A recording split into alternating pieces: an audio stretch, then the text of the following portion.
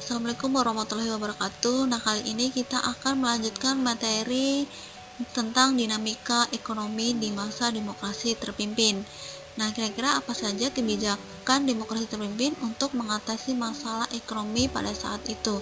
Di sini kita akan membahas satu persatu kebijakan apa saja yang diambil oleh pemerintah untuk mengatasi masalah ekonomi di masa demokrasi terpimpin. Selanjutnya adalah sistem ekonomi terpimpin. Nah, sistem ekonomi terpimpin ini merupakan penguasaan atau sekurang-kurangnya pengawasan terhadap alat-alat produksi serta distribusi yang vital bagi perekonomian. Nah, yang pertama bentuk pelaksanaan sistem ekonomi terpimpin. Nah, di sini ada 3. Yang pertama nasionalisasi perusahaan Belanda, dan yang kedua adalah pembangunan nasional semesta berencana. Dan yang ketiga adalah pengorganisasian perusahaan swasta. Nah, untuk nasionalisasi perusahaan Belanda ini, itu adalah tujuannya pengambil alihan aset-aset yang dimiliki penguasa asing. Nah, nasionalisasi dilakukan terhadap perusahaan-perusahaan milik Belanda. Dalam perencanaannya, pemerintah menargetkan mampu menasionalisasikan kurang lebih 80% aset perusahaan-perusahaan milik Belanda. Namun akan tetapi dalam pelaksanaannya pemerintah hanya mampu menasionalisasikan perusahaan milik Belanda sekitar kurang lebih 20% saja. Ketidakmampuan ini disebabkan para pemilik perusahaan sudah terlebih dahulu menarik modalnya dari pihak Belanda. Dan yang kedua adalah pembangunan nasional semesta berencana. Nah, untuk pembangunan nasional semesta berencana ini yaitu peran badan usaha milik negara atau BUMN. Pelaksanaan program ini diharapkan menjadi tonggak perekonomian Indonesia. Pada masa ini pemerintah juga meningkatkan peran koperasi. Nah, salah satu peran koperasi yang dikembangkan pada masa itu yakni koperasi milik petani, yang nantinya sebagai landasan pokok pembangunan Indonesia, khususnya memperbaiki ekonomi rakyat.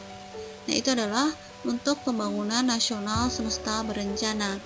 Dan yang terakhir adalah pengorganisasian perusahaan swasta. Nah, untuk kebijakan pengorganisasian perusahaan swasta ini, kebijakan ini dilakukan melalui pengelompokan perusahaan swasta. Nah, perusahaan swasta ini dikelompokkan sesuai dengan bidangnya masing-masing. Dikenal dengan nama organisasi perusahaan sejenis. Nah, di sini disingkat dengan OPS. Tugas OPS ini mengalokasikan bahan baku, perundingan, dan pengumpulan sumbangan sukarela. Tujuannya untuk kepentingan revolusi pada masa ekonomi terpimpin. Selanjutnya adalah kebijakan pemerintah untuk mengatasi permasalahan ekonomi. Nah, pemerintah membentuk Dewan Perencanaan Nasional. Nah, dewan ini dibentuk pada tanggal 15 Agustus di tahun 1959. Pada saat itu, Kabinet Kerja membentuk Dewan Perancang Nasional atau yang disebut dengan Dapernas. Nah, dewan ini dibentuk untuk mempercepat pembangunan nasional. Lalu yang selanjutnya adalah Dapernas ini dibentuk berdasarkan Undang-Undang Nomor 80 Tahun 1958. Nah, Dapernas ini dipimpin oleh Muhammad Yamin yang tugasnya mempersiapkan rancangan undang-undang pembangunan nasional serta menilai penyelenggaraan pembangunan.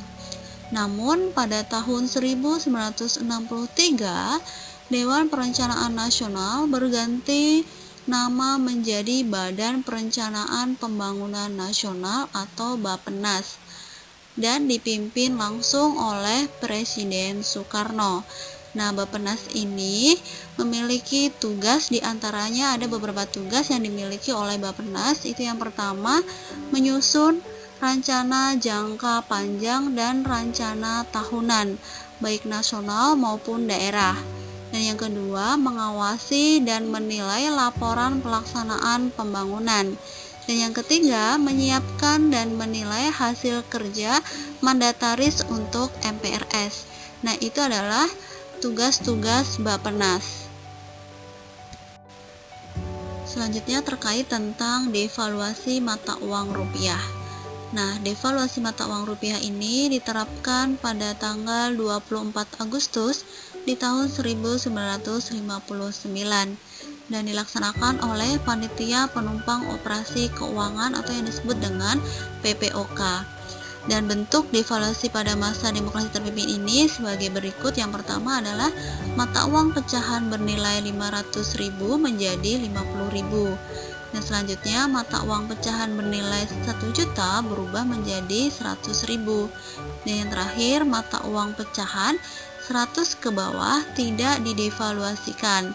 Jadi itu adalah beberapa fungsi dari devaluasi mata uang rupiah di masa demokrasi terpimpin. Selanjutnya adalah menekan laju inflasi. Nah, dasar penekanan laju inflasi ini yaitu tentang peraturan pemerintah pengganti Undang-Undang Nomor 2 Tahun 1959. Caranya ada 3 cara, yaitu membekukan semua simpanan pada bank-bank. Dan yang kedua, menginstruksikan penghematan bagi instansi pemerintah. Yang ketiga adalah menerbitkan manajemen dan administrasi perusahaan-perusahaan negara. Dalam artian di sini yaitu daya beli masyarakat Indonesia pada masa demokrasi terpimpin itu menurun sangat tajam sekali. Kondisi tersebut disebabkan adanya kekacauan politik sebelum tahun 1959 yang terjadi bersamaan dengan inflasi. Dalam rangka membendung inflasi, pemerintah mengeluarkan peraturan pemerintahan, yaitu pengganti Undang-Undang Nomor 2 di tahun 1959. Nah, peraturan ini bertujuan mengurangi banyaknya uang beredar serta memperbaiki keuangan dan perekonomian negara. Selanjutnya, pemerintah juga membekukan semua simpanan pada bank-bank untuk mengurangi banyaknya uang yang beredar pada saat itu. Nah, selain itu, pemerintah juga menginstruksikan penghematan bagi instansi pemerintahan dan memperketat pengawasan semua pelaksanaan anggaran belanja, serta menerbitkan manajemen dan administrasi perusahaan-perusahaan negara. Itu adalah penekanan laju inflasi pada masa demokrasi terpimpin. Berikutnya adalah terkait tentang deklarasi ekonomi. Deklarasi ekonomi ini dirumuskan oleh Panitia 13. Nah, deklarasi ekonomi ini merupakan strategi dasar ekonomi Indonesia dalam rangka pelaksanaan ekonomi terpimpin. Deklarasi ekonomi ini dibentuk oleh Panitia 13. Nah, panitia ini terdiri atas ahli ekonomi dan ahli politik. Nah, pada tanggal 28 Maret 1963, Presiden Soekarno meresmikan deklarasi ekonomi dengan tujuan sebagai berikut: menciptakan ekonomi yang bersifat nasional, demokratis, dan bebas dari sisa-sisa imperialisme. Dan yang kedua, mencapai tahap ekonomi sosialis Indonesia dengan cara terpimpin. Nah, pada dasarnya deklarasi ini memperhatikan berbagai prioritas ekonomi seperti mendorong usaha swasta, memperbesar produksi perolehan devisa, serta memberikan insentif kepada pihak penguasa swasta yang berhasil menekan nilai ekspor dan impor. Deklarasi ekonomi ini disusul dengan 14 peraturan pelaksanaan yang dikenal dengan nama Peraturan 26 Mei. Kenapa disebut dengan demikian? Karena peraturan ini dikeluarkan pada tanggal 26 Mei di tahun 1963. Nah, itu terkait tentang deklarasi ekonomi di masa demokrasi terpimpin. Selanjutnya yang terakhir adalah dana revolusi. Nah, dasar dana revolusi ini yaitu Instruksi Presiden nomor 018 tahun 1964. Keputusan Presiden nomor 360 tahun 1964 ini yaitu tujuannya untuk mengatasi ketidakstabilan ekonomi pada masa demokrasi terpimpin. Presiden Soekarno mengeluarkan Instruksi Presiden nomor 1018 tahun 1964 dan Keputusan Presiden nomor 360 tahun 1964. Instruksi tersebut berisi ketentuan-ketentuan mengenai perhimpunan dan penggunaan dana revolusi. Selanjutnya, Presiden Soekarno menunjuk Menteri Urusan Bank Sentral yang bernama Yusuf Muda untuk mengelola dana revolusi. Selanjutnya, dana revolusi ini diperoleh dari devisa kredit jangka panjang. Yusuf Muda kemudian melakukan pungutan terhadap perusahaan atau perseorangan yang mendapat fasilitas kredit antara 250 juta hingga 1 miliar rupiah. Perusahaan atau perseorangan tersebut diharuskan membayar dengan fultan asing sesuai jumlah yang telah ditentukan.